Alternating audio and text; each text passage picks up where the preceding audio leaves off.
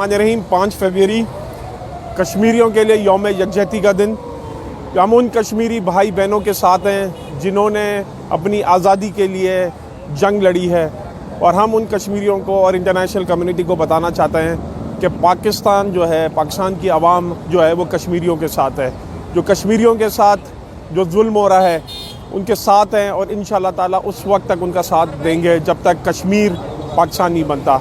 इसमें मैं खराज तहसीन पेश करता हूँ हमारे प्राइम मिनिस्टर इमरान खान साहब को कि जिन्होंने इंटरनेशनल फोरम पे UN में हर जगह कश्मीर के केस लड़ा है, और प्राइम मिनिस्टर इमरान खान साहब सिर्फ पाकिस्तान के लीडर नहीं बल्कि पूरी मुस्लिम उम्मा के लीडर उभर के सामने आए हैं।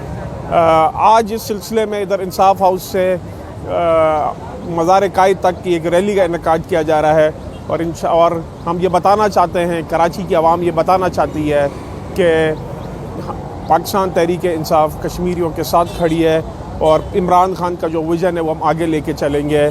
आप सबका शुक्रिया। पाकिस्तान जिंदाबाद।